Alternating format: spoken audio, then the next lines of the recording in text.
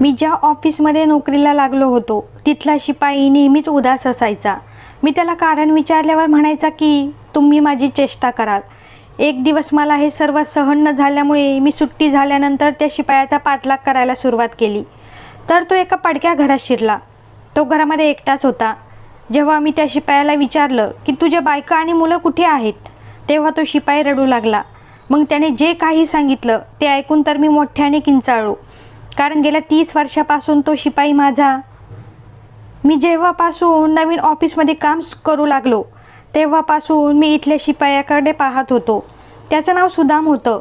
आजपर्यंत मी त्यांना कधीही हसताना पाहिलं नव्हतं. पांढरी दाढी आणि पांढरे केस असलेला तो प्रौढ वयाचा माणूस होता. एवढंच नाही तर त्याच्या भुवया देखील पांढऱ्या झाल्या होत्या. त्याच्या हातात नेहमी एक जपमाळ असायची आणि तो नेहमी नामस्मरणात व्यस्त असायचा. ते ऑफिसमध्ये शिपाई होते, परंतु त्यांना जे काही काम सांगितलं जायचं ते लगेच करायचे. ते कधीच कुणासमोर फालतूच्या गोष्टी बोलत नव्हते. फक्त हो किंवा ठीक आहे असं म्हणून हातातील माळ जपू लागायचे. आजपर्यंत कोणीही त्यांना विचारण्याचा प्रयत्न केला नव्हता की ते एवढे गंभीर का राहतात. सुरुवातीला तर त्यांना पाहून मला असं वाटायचं की कदाचित ते खूप रागीट आणि कडक स्वभावाचे व्यक्ती आहेत. पण जसजसा त्यांचा स्वभाव मला कळू लागला तशी तशी त्यांच्या व्यक्तिमत्वाबद्दलची माझी आवड वाढू लागली. आता पण माझ्याजवळ उपस्थित असलेल्या कलिगने सुदामला आवाज दिला होता. तो म्हणू लागला की माझ्यासाठी चहा घेऊन ये. सुदाम ठीक आहे म्हणाले आणि ऑफिसच्या बाजूला असलेल्या किचनमध्ये जाऊन चहा तयार केला आणि टेबलवर आणून ठेवला आणि शांतपणे बाहेर निघून गेले. पण तो कलिग कामामध्ये एवढा व्यस्त होता की तो चहा पिलाच नाही. चहा थंड होऊन गेला होता. थोड्या वेळाने चहाचा घोट पिताच त्याने नाक मुरगळले आणि पुन्हा सुदामला हाक मारू लागला. म्हणू लागला की हा चहा तर थंड झाला आहे, पुन्हा बनवून घेऊन ये. ते खूपच शांत स्वभावाचे व्यक्ती होते. त्यांना बघून मला त्यांची खूप दया यायची. माहीत नाही नेमकं काय अडचण होती. तो व्यक्ती आतल्या आत अस्वस्थ राहत होता. जिथे सगळे हसत बोलत बसायचे तिथे सुद्धा दीर्घ श्वास घेऊन तोंड फिरवायचा. इथे अजूनही बरीच लोकं होती, परंतु माझी रुची फक्त आणि फक्त सुदाममध्ये होती. त्या दिवशी मी कामातून मोकळा झालो तेव्हा सुदाम समोर असलेली खुर्ची साफ करत होते. मी सुदामला माझ्याजवळ बोलावले आणि समोर असलेल्या खुर्चीत बसायला सांगितले. ते आश्चर्याने माझ्याकडे बघू लागले आणि म्हणाले की नाही, मी इथे कुठे बसू, माझी बसायची जागा तर बाहेर आहे. तुम्हाला काही काम असेल तर सांगा मला. परंतु मी त्यांना म्हणालो की तुम्ही नेहमी उदास का असता, कधीतरी हसत जा. तुमच्यापुढे कधी चेष्टा मस्करी जरी केली तरी तुम्ही निराशेने बघत असता. अडचणी तर प्रत्येकाच्या आयुष्यात असतात, पण याचा अर्थ असा नाही की आपण हसायचं सोडून द्यायचं. माझ्या या बोलण्यावर सुदामने एक दीर्घ श्वास घेतला आणि चेहऱ्यावर एक खोटं हसू आणत म्हणाला, बाळा, हसण्या खेळण्याचे दिवस तर तुमचे आहेत, आमच्या लोकांचे वय तर निघून गेलं आहे. सुदामचं हे बोलणं ऐकून मी म्हणू लागलो की याचा अर्थ असा नाही की माणूस म्हातारा झाला की तो पूर्णपणे गंभीर होतो. थोडंसं हसत जा, लोकांसोबत बोलत जा, तुमचा दिवस चांगला जात जाईल. ते तर ठीक आहे असं म्हणून तिथून निघून गेले. परंतु मला असं वाटत होतं की जसं काय त्यांना काहीतरी बोलायचं आहे, परंतु ते बोलू शकले नाही. मी खूप वेळा त्यांना विचारण्याचा प्रयत्न केला की शेवटी अशी काय समस्या आहे ज्यामुळे तुम्ही एवढं गंभीर राहता. काही घरातला प्रॉब्लेम आहे का किंवा काही पैशाची तंगी आहे का? मी तुम्हाला सर्व प्रकारे मदत करेल, पण तुम्ही मला काहीतरी सांगा. परंतु सुदाम धन्यवाद देऊन म्हणायचा की बेटा, तू माझ्या समस्या जाणून काय करणार, एवढ्या चांगल्या पोस्टवर आहे, चांगला कमावतो देखील, तर मग आपल्या आयुष्यात आनंदी राहा. मला माझ्या परिस्थितीवर सोड, मी असाच ठीक आहे. मला वाटले की मी कदाचित सुदाम बाबतीत जरा जास्तच विचार करत आहे. मी सुदामसोबत अशा प्रकारे वाद घालायला नको आहे, परंतु नक्कीच असं काहीतरी होतं जी गोष्ट मला अस्वस्थ करत होती. माझं मन मला तीनदा प्रवृत्त करत होतं की मी सुदामला त्याच्या आयुष्याबद्दल विचारावं. अशी कोणती गोष्ट आहे जी त्यांना दुःखी करत आहे आणि मग मी त्यांना या प्रकरणात मदत देखील करू शकतो. त्या दिवशी ऑफिसला सुट्टी झाल्यानंतर सुदाम आपल्या घराकडे जाऊ लागले. मी त्यांना जाताना बघितलं तर मी देखील मागे जाऊ लागलो. मला माहीत होतं त्यांचा अशा प्रकारे पाठलाग करणं चुकीची गोष्ट आहे, परंतु माझी नियत चांगली होती. मला बघायचं होतं की ते कुठे राहतात, काय करतात आणि त्यांच्या घरातील वातावरण कसं आहे. त्यांच्या घरी जाऊनच शेवटी मला कळेल की सुदामला नेमकं काय समस्या आहे. त्यांनी पूर्ण प्रवास हा पायीच केला होता. मला तर आश्चर्य वाटलं होतं की एवढ्याशा चालण्याने मला धाप लागली होती. पण सुदाम वेगाने पावले टाकत इकडे तिकडे बघत काही वेळाने राम राम म्हणत पुढे जात होता. सुरुवातीला रस्ते आणि आवाजाने भरलेली पक्की लोकवस्ती होती. हळूहळू ते तिथून कच्ची लोकवस्तीत शिरू लागले. मग तिथे एक छोटंसं गाव सुरू झालं जिथे सर्व गरीब लोक राहत होते. त्याच गावात सुदाम बाजूच्या गल्लीत वळले. मीही त्यांच्या मागे गेलो आणि तिथल्या एका घरात शिरलो. घराचा दरवाजा पण तुटलेला होता. त्यांनी घरामध्ये प्रवेश केला पण दरवाजा लावण्याचा देखील प्रयत्न केला नाही. घरामध्ये भयान शांतता होती. असं वाटत होतं की सुदामशिवाय इथे कोणीच राहत नाही. सुदामने एक नजर घरावर टाकली आणि मग अंगणात असलेला माठ जवळ जाऊन ग्लासने पाणी पिऊ लागले. जसे ते पाणी पिऊ लागले त्यांची नजर दरवाजावर गेली जिथे मी उभा होतो. मला बघून त्यांनी ग्लास तोंडाजवळून बाजूला घेतला आणि चालतच माझ्याजवळ आले आणि म्हणाले की बाळा, तू इथे काय करत आहेस? मी हसतच त्यांच्याकडे बघितलं आणि म्हणालो की काही नाही, फक्त तुम्हाला भेटायचं होतं. 2 मिनिट शांत बसून तुमच्याशी बोलायचं होतं. माझं बोलणं ऐकून सुदाम बारकाईने माझ्याकडे बघू लागले आणि म्हणाले की तू मला शांततेत जगू देणार नाही जोपर्यंत तू माझं रहस्य जाणून घेत नाही. मी हसूनच म्हणालो की बाबाजी, मला जाणून घ्यायचं आहे की तुम्ही एवढे उदास का राहता. अशी कोणती समस्या आहे ज्याने तुम्हाला एवढं अस्वस्थ केलं आहे. ते मला घराच्या आतमध्ये घेऊन गेले होते. घरामध्ये खरंच त्यांच्याशिवाय कोणीच उपस्थित नव्हतं. एक खोली होती, छोटंसं अंगण होतं, एकीकडे छोटंसं किचन होतं आणि एका बाजूने बाथरूम बांधलेलं होतं. त्यांनी मला तिथेच अंगणात असलेल्या बाजेवर बसवलं आणि पिण्यासाठी माठातून पाणी आणून दिलं. पाणी थोडंसं खारट होतं परंतु मी प्यायलो. ते म्हणू लागले की माझा भूतकाळ जाणून तू काय करणार आहेस? काय तुझ्याजवळ करण्यासाठी काही काम नाही का? मी हसतच म्हणालो, बाबाजी, तुम्ही तुमच्याबद्दल सांगा. आता खरंच तुमच्या मनावरचं ओझं हलकं होईल आणि असं पण होऊ शकतं की मी तुमची काही मदत करू शकेल. सुदामने एक दीर्घ श्वास घेतला आणि म्हणू लागला की चल ठीक आहे, जर तुला माझ्या भूतकाळाबद्दल जाणून घेण्याची एवढी हौस आहे तर आज मी तुला सर्व काही सांगतो. बऱ्याच वर्षांनी माझ्या मनातील जखमा पुन्हा भरून निघणार आहेत, पण मी तुझी इच्छा नक्कीच पूर्ण करेन. एवढं बोलून बाबांनी मला सांगायला सुरुवात केली.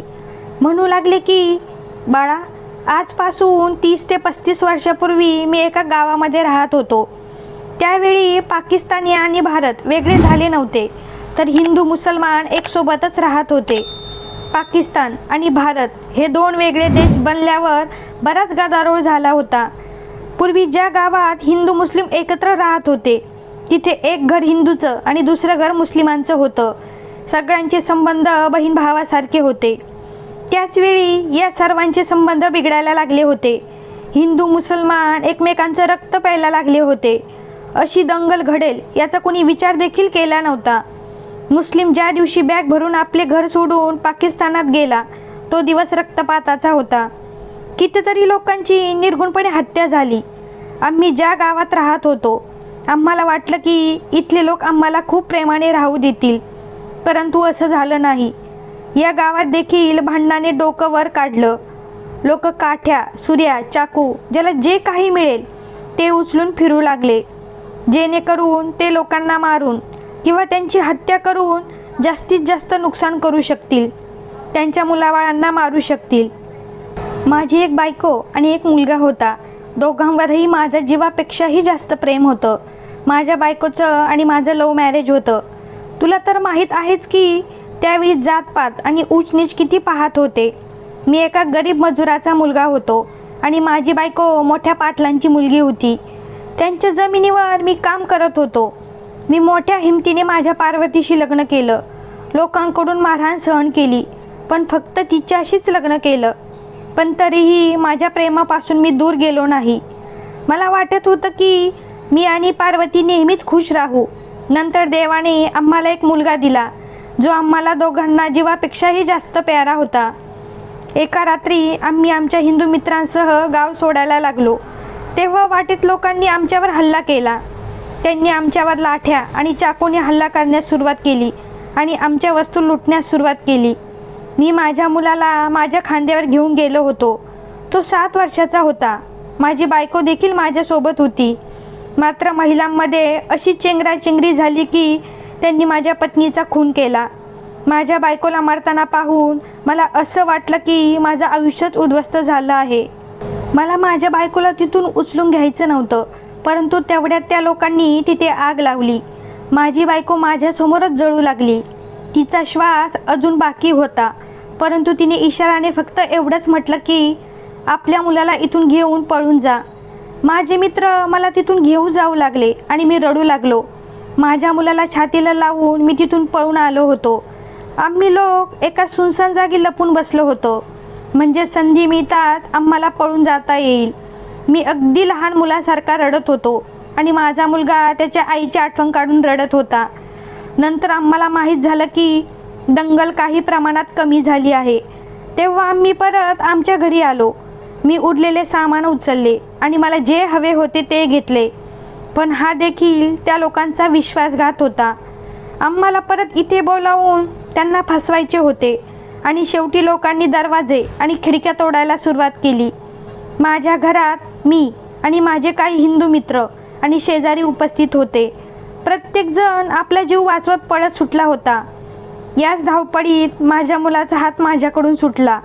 मी माझ्या मुलाला शोधण्याचा खूप प्रयत्न केला, परंतु तो मला कुठेच मिळाला नाही. लोकांचं म्हणणं होतं की त्या लोकांनी त्याला मारलं असावं किंवा बंदी केलं असावं. असं पण असू शकतं की त्या लोकांनी त्याचा खून केला असेल. मी म्हणत राहिलो की नाही, मला माझ्या मुलाला घेऊन जायचं आहे. पण माझे मित्र म्हणू लागले की तो जिवंत नसेल तर तुम्ही काय कराल? हे लोक तुला देखील मारून टाकतील. ते लोक मला जबरदस्ती त्यांच्यासोबत घेऊन गेले आणि अशा प्रकारे आम्ही लपत लपत या गावामध्ये आलो. माझा मुलगा माझ्यासमोर मेला असता तर माझा मुलगा मेला म्हणून मला दिलासा मिळाला असता, पण तो गायब झाला होता. आता ही अस्वस्थता मला खात आहे की मी तिथे राहून माझ्या मुलाला सोबत आणले असते. दिवसेंदिवस मी माझ्या मुलाच्या आठवणीत तळमळत आहे. मी एवढीच प्रार्थना करतो की माझा मुलगा जिवंत असेल तर तो जिथे असेल तिथे बरा असावा. फक्त काहीतरी चमत्कार घडावा आणि तो मला मिळावा. एवढं सगळं सांगताना सुदामबाबा रडू लागले होते. त्यांच्या डोळ्यातून आजही पाणी तसेच वाहत होते. जणू काही त्यांच्या डोळ्यासमोर त्यांची बायको जळत आहे. जणू त्यांचा मुलगा डोळ्यासमोरून निसटला होता. त्यांना रडताना पाहून मी त्यांना मिठी मारली होती. मग मी त्यांना विचारलं की तुम्ही कुठल्या परिसरात राहत होता? त्या परिसराचं नाव काय आहे जिथे तुमचं घर होतं? बाबा म्हणू लागले, कोळीवाडा नावाची गल्ली होती आणि घर क्रमांक 12. हे ऐकून मी म्हणू लागलो, त्या परिसरात एक तलाव होता जिथं एक मुलगी बुडत होती आणि मग एक माणूस आला आणि तिला वाचवले. इतकं ऐकून बाबांनी लगेच डोळ्यातील अश्रू पुसले आणि म्हणाले की हो, तो मीच माणूस होतो. खरं तर मी रोज माझ्या बायकोसोबत तिथे पाणी भरण्यासाठी जात होतो. एक दिवस मी जेव्हा तिथे गेलो तेव्हा बघितलं की एक 4-5 वर्षाची मुलगी पाण्यात बुडत आहे. मी पटकन तलावात उडी मारली आणि त्या मुलीचे प्राण वाचवले. त्या मुलीचं नाव हिना होतं. परंतु तुला हे सर्व कसं काय माहीत? हे सर्व तर फक्त मलाच माहीत आहे. सुदामबाबा मला प्रश्न विचारू लागले होते. मी हसलो आणि म्हणालो, मी तुमच्या मुलाला ओळखतो. इतकं ऐकलं की बाबा वेदनेने उठून उभे राहिले आणि म्हणाले, काय बोलतोस? माझ्या मुलाला तू कसं काय ओळखतो? जर तुला माझ्या मुलाबद्दल माहीत होतं तर तू यापूर्वीच मला का नाही सांगितलं की तो भारतामध्येच आहे? बाबांचं बोलणं ऐकून मी म्हणालो, बाबाजी, तुम्ही देखील तुमची कहाणी मला आज तर सांगितली आहे. जर तुम्ही मला अगोदरच सांगितलं असतं तर मी तुम्हाला सांगितलं असतं की तुमचा मुलगा इथे भारतामध्येच आहे. माझं बोलणं ऐकून बाबांना धक्काच बसला. मला सांग, तुला कसं माहीत आहे? तो कुठे आहे? मी सुदामबाबांना म्हणालो की माझ्याजवळ तुमच्या मुलाचा फोटो आहे. तुम्ही तो फोटो बघा आणि मला सांगा की हाच तुमचा मुलगा आहे का? हे ऐकून बाबांचा आनंद गगनात मावत नव्हता. ते म्हणू लागले, हे देवा, हे काय होत आहे? त्यांचं हृदय जोरजोराने धडकू लागलं होतं. त्यांच्या चेहऱ्यावर घाम आला होता. ते म्हणू लागले की हो, लवकर चल, मला माझ्या मुलाचा फोटो दाखव. जर तुला हे सर्व माहीत आहे तर तुला नक्कीच माझ्या मुलाबद्दल माहीत असेल. मी त्यांना माझ्यासोबत घेतलं आणि माझ्या घरी आलो. घरी येऊन मी त्यांना हॉलमध्ये बसवलं. ते सर्व काही बारकाईने बघत होते. म्हणत होते की कुठे आहे माझ्या मुलाचा फोटो, लवकर कर, उशीर करू नकोस, नाहीतर माझ्या मुलाला भेटण्या अगोदरच माझा श्वास थांबेल. मी त्यांना धीर दिला आणि माझ्या बायकोला बोलावलं. ते म्हणू लागले की तू तुझ्या बायकोला इथे का बोलावत आहेस. माझ्या बायकोने घुंगट घेतलेला होता. सुरुवातीला तिला संकोच वाटत होता, परंतु मी म्हटल्यावर ती रूममध्ये आली आणि बाबांना नमस्कार करून समोर सोफ्यावर बसली. त्यानंतर मी उठलो आणि कपाटातून एक जुना अल्बम काढला आणि त्यातील काही फोटो काढून मी सुदाम बाबांच्या समोर ठेवले. जसे ते फोटो सुदाम बाबांनी बघितले, ते मोठ्याने रडू लागले. रडतच त्या फोटोचे चुंबन घेऊ लागले आणि छातीला लावून म्हणू लागले की हाच माझा मुलगा आहे. मी विचारलं की काय नाव होतं तुमच्या मुलाचं. तर ते सांगू लागले की माझ्या मुलाचं नाव संतोष होतं. तो माझा जीव की प्राण होता. माझ्या आणि माझ्या बायकोच्या प्रेमाचा तो एकमेव प्रतीक होता. कुठे आहे तो, मला त्याला लवकर भेटव. बाबाजी एकदम हतबल झाले होते. पुढच्या क्षणी मी त्यांना विचारलं की तुम्ही या बाईला ओळखता का. त्यांनी एक नजर माझ्या बायकोवर टाकली. ही तीच मुलगी आहे जिला तुम्ही 30 वर्षापूर्वी तलावात बुडताना वाचवलं होतं. ही हिना आहे. माझं बोलणं ऐकून तर बाबांच्या चेहऱ्यावरचा जसा काय रंग उडाला होता. ते आश्चर्याने तिच्याकडे बघू लागले. माझी बायको देखील त्यांच्याकडे आश्चर्याने बघत होती. तिच्या चेहऱ्याकडे लक्षपूर्वक पाहिल्यानंतर सुदाम बाबा उठले आणि म्हणाले की हो, ही तीच मुलगी आहे जिला मी वाचवलं होतं, पण ती इथे कशी आली. मी उठून बाबांजवळ बसलो आणि पुढच्या क्षणी त्यांचा हात माझ्या हातात घेतला आणि त्या हाताचे चुंबन घेऊ लागलो. मी म्हणालो, मला ओळखा पाहू बाबा, मी कोण आहे. सुदाम बाबांनी मला निरखून बघायला सुरुवात केली. माझे डोळे, माझे नाक, माझे हात. आता मात्र त्यांच्या छातीचे ठोके आणखीनच वाढले होते. ते म्हणू लागले, देवा शपथ सांग, तू कोण आहे. माझा आता धीर सुटत चालला आहे. मी रडतच त्यांना मिठी मारली आणि म्हणालो, बाबा, मी तुमचा संतोषच आहे. मी तुमचा मुलगा संतोष आहे, ज्याला तुम्ही 30 वर्षापूर्वी गमावून बसले होते. माझं बोलणं ऐकून तर जसा बाबांना मोठा धक्काच बसला होता. तूच माझा मुलगा आहेस असं म्हणून ते आपल्या म्हाताऱ्या डोळ्यांनी माझ्या चेहऱ्याकडे बघू लागले. मग मला त्यांच्या छातीशी घट्ट कावटाळून रडू लागले. पूर्वी त्यांचे अश्रू 30 वर्ष माझ्या आठवणीत रडत होते, पण आज त्यांच्या डोळ्यातून आलेले अश्रू आनंदाचे होते. तू इथे कसा पोचलास, ते मला प्रश्न विचारत होते आणि मी त्यांना सांगू लागलो की त्या दिवशी आपण घरात होतो तेव्हा हल्लेखोरांनी आपल्यावर हल्ला केला होता. दरवाजा तोडून ते आतमध्ये दाखल झाले होते आणि मी खूप जास्त घाबरलो होतो. मला बाकी काही सुचलं नाही, म्हणून मी घराच्या खिडकीतून बाहेर उडी मारली. तर समोर हिनाचे वडील सलीम साहेबांनी मला बघितलं.